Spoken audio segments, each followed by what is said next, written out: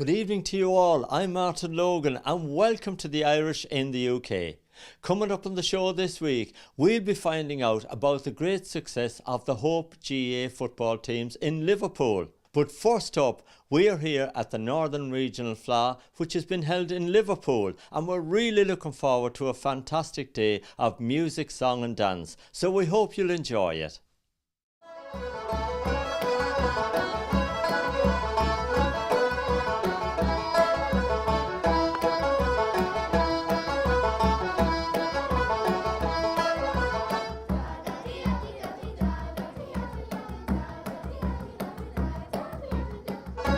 It's a fantastic display. We have over 350 competitors competing in music, singing, dancing, Irish speaking and storytelling, so a full range.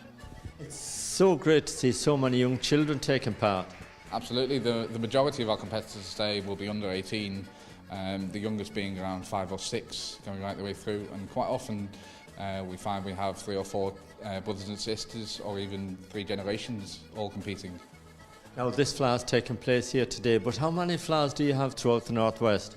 So in the Northwest, this is the Northern Regional Fleadh, which covers branches and musicians from Liverpool right the way across to Newcastle. But in Britain we have 4 regional Fleadhs like this, and from that the winners then qualify to what we call the All Britain Fleadh, which happens at the end of June. The winners from that then go on to Fleadh Ceoil Heron in Ireland in August.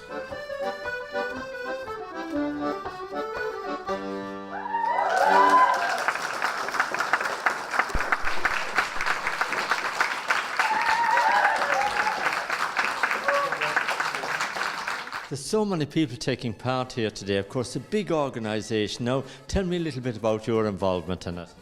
Absolutely. So Cultures is predominantly a volunteer organisation. We have the whole day-to-day and all of Cultures events are run by volunteers. But my job, I'm a full-time development worker for Cultures Ceoil Heron in Britain.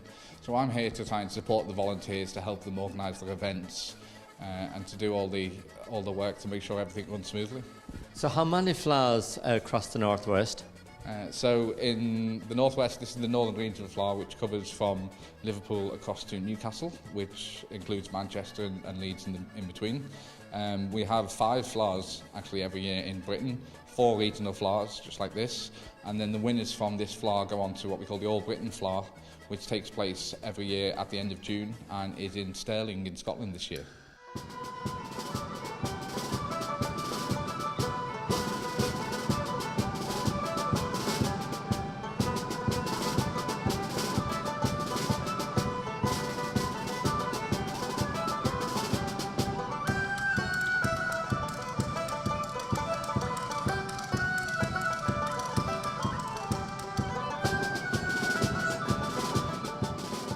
Sean, do you like playing the drums? Yeah, I love playing the drums.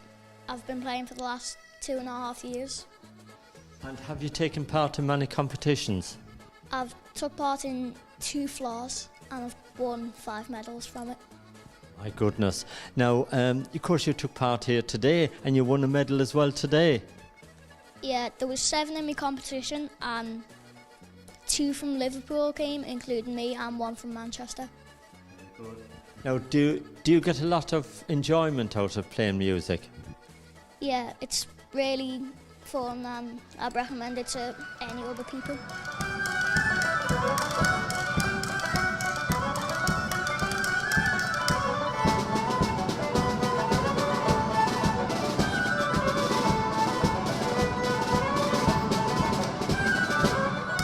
Now, Gary, of course you must be very proud of your son Sean, but how often does he have to practice to get to this level? He practices most evenings. He does a couple of nights a week in the Irish Centre in Liverpool, and he practices most evenings at home, half an hour, 40 minutes. Kathleen plays the whistle for him to play along to, and it's a bit of a family affair, you know. So he does well, but all credit goes to his teacher, you know, Kieran Doolan, great lad. He's at him. He comes up to the house and he's pushing him all the way, you know. So he's doing very well, thank God. Now, I'm really surprised that Sean is playing the drums because, of course, you mentioned your wife there, Kathleen, and of course she's runs the Bulger Cunningham School of Irish Dancing here in Liverpool. But I'm surprised Sean isn't doing the dancing. Sean is doing the dancing too. Sean's doing very well at the dancing at the moment, but he's at the stage where he's wobbling maybe to give up. hopefully he'll keep going. Yeah. I need to put all my focus on the drums, like. He needs to focus on his drums. He said, yeah. It's great to see though so many children here today taking part, isn't it? And the competition is really good. Yeah, there's kids from all over the northwest. They do very good standard of musicians here today. Yeah, very good, yeah. Cultus is very strong in Liverpool, isn't it? It's a big branch. I don't know exactly how many is in it. I'm not really involved only with Sean, but Kathleen is more involved than I am, you know. But when I go down to the Irish Centre when he's practicing, there's a good crowd of kids in there, yeah. Now, Sean, are you going to continue on playing those drums and get a few more medals? Yeah, I'm gonna keep going until I get first in the All Ireland. Well done. Well done. Well, listen, that's the spirit. Well done, and congratulations today. Thank you.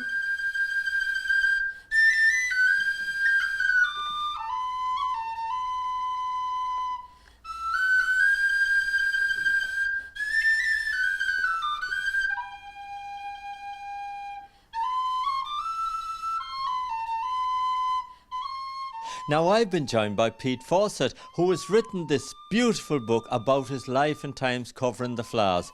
Pete, so much work must have gone into this magnificent book. Yeah, a fair lot of work. I took the photographs over 43 years, and somebody said, well, did you intend to do a book? I said, well, no, but it was always at the back of my mind that I could do a book at some point. And so when Patrick Morrison, the full-time project officer in Liverpool, said, would I do it? I said yes, and 12 months later I presented him with the script.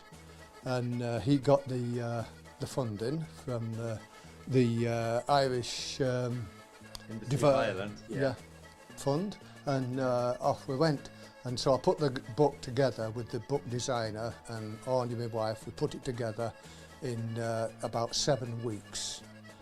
And the whole thing just took 7 months to put together the book. Now, but you've got photographs there relating back something like 40 years? Yeah, 43 years, like that was the first one in Dublin, like, you know.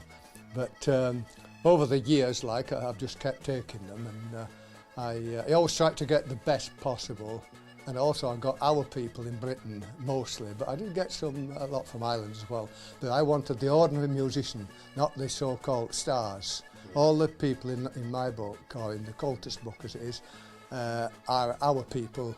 They're the stars, and the people as well, the teachers who teach them through Cultus, they're the real stars, because without them we wouldn't have any musicians, because they're teaching the young musicians all the time, 12 months a year, and that's why Irish music's so strong.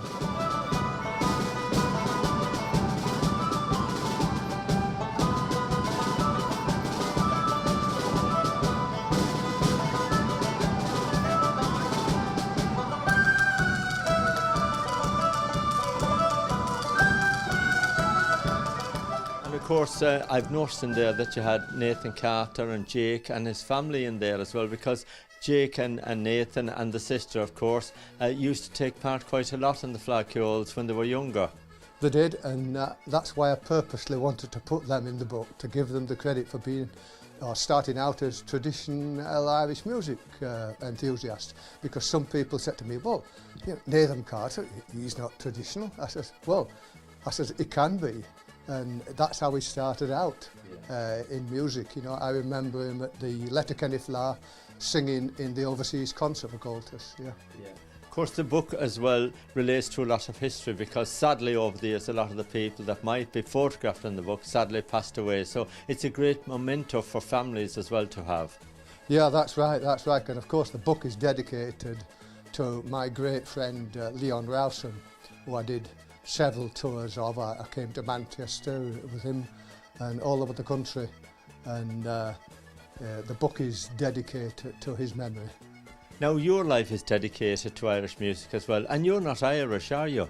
No, definitely not. Yorkshire. I'm Yorkshire, but I've become into Irish ways, and my friends laugh at me, my Irish friends, because I talk as though I am Irish, like with a Yorkshire accent, because over the years my knowledge of Irish affairs and that has become, I suppose, really big, and so I'm talking about Irish things all the time, like, which does make some of them laugh.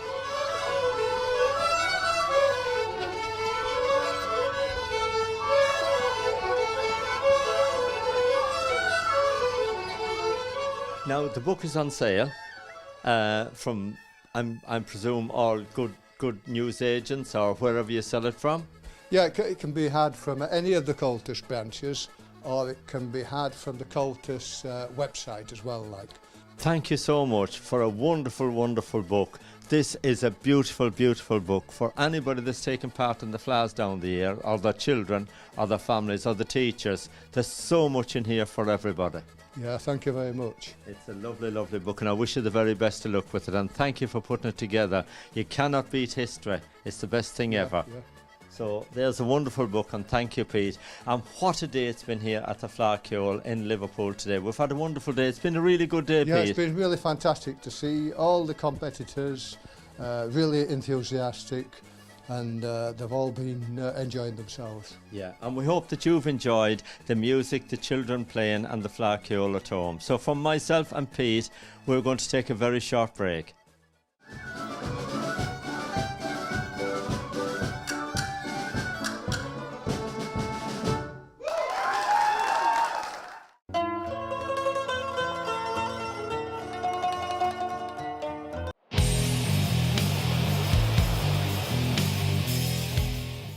Welcome back. Now, if you've got a story you'd like to tell us, or if you'd like us to promote your business, contact me. The details are on the screen now.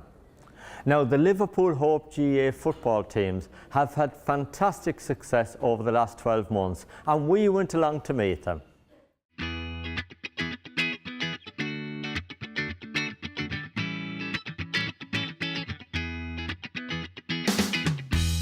I got involved 4 years ago when I first came to Liverpool. The reason I got involved was because my brother actually came to do a PGCE the year before, and he had told me that there was a Gaelic team involved in the university, both men's and women's. So I decided the best way to get involved and actually pick up quick groups of friends was to get involved with other Irish people that were over here in the same position as myself. Homesickness is a massive thing when Irish people come over to Liverpool or anywhere in England or afar. So the GAA, as you know, is spread quite widely around the world at the minute. So coming to Liverpool and realising that there was a very successful Gaelic society set up within the university was quite comforting. So as soon as I got here, I got involved with lads during the Freshers' Fair in the first week I got here. I signed up and I realised that it was the best way to start socialising with people who were in the same position as I was. I actually had emailed the university a couple of months before I got here just to make sure that it was in place, and I found that it was. And as soon as I got here, the lads and women who were in second, third and fourth year or doing postgrads made me feel very welcome as soon as I got to the university. So. Well, that's nice to hear. But of course, over the last few years, the team's had great success. Now, tell me about your success over a while. So my first year we got here, we had quite a good bit of success. We won our sevens tournament in first year, we won our regional league, we won our All Britain League, and then we won our championship in my first year. From winning championship we went home to the Trench Cup, which is the second tier after Sigerson, and we got beat quite well, and then the same thing happened in second year when we went home to Belfast for the Trench the following year. We got beat quite well again, and then British University's GAA decided to take us into the third tier. Because it's quite hard to get facilities over here in England. It's not like the GAA at home where you've got your club, you've got your gym, you've got proper coaches in place. So we went into the third tier in my third year, and we were beat by McGee College. Unfortunately, I wasn't able to go home because I had commitments with my studies here. I was also injured at the time too, but then obviously this year we got home and we went up to Santry in Dublin and brought home the Corner McLean trophy. So in terms of success, it's taken me 4 years to get to an All-Ireland final and actually play and win. So it's been a great year for Liverpool Hope GAA, for the men's anyway, and obviously for the women's too. The women won their British Championship last year too. So it's been a fantastic year for everybody involved.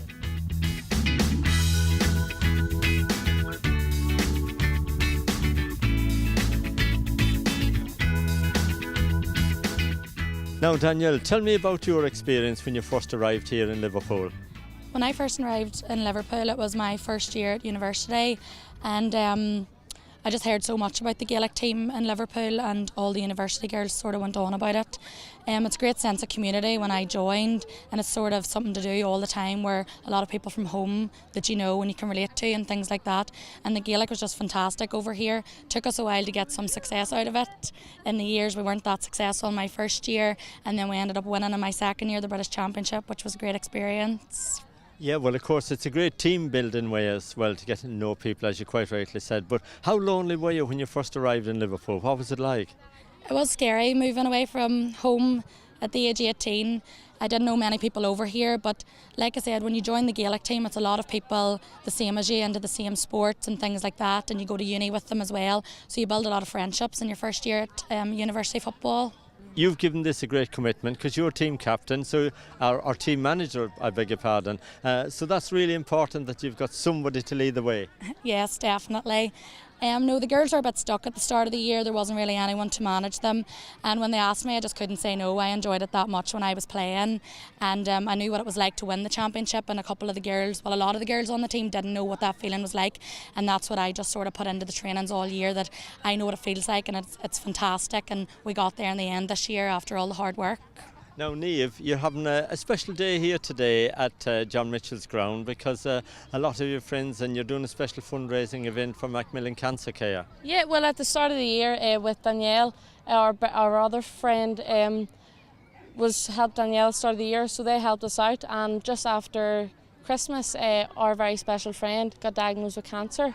So that's why we're here today, to raise funds for Macmillan. So today the boys and girls came together and organised a match which are calling the Battle of the Sexes. So boys team versus girls team. Don't know how it's going to go, but going to give it a go anyway. Yeah. And the main thing is you raise a few bob as well for a good cause. Absolutely. We've got everyone's paying a tenner each and stuff, and then we've got people going around with buckets, and then we've got a bit of entertainment on in the evening and a bit of raffle. So hopefully it'll be a good day. Well done to you. Now tell me how your friend is doing at the moment, and what age was she when she was diagnosed? Well, our friend was 23, so quite young.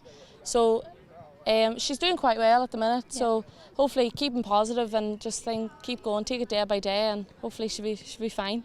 Well, you give her all our love and best wishes, because, you know, we're thinking about her here and we send her our best wishes, and hopefully when we're here again we'll be able to chat to her and she'll be out here playing football with you. Well, thank you very much. Well, it's great to be here, and thank you so much for coming as well.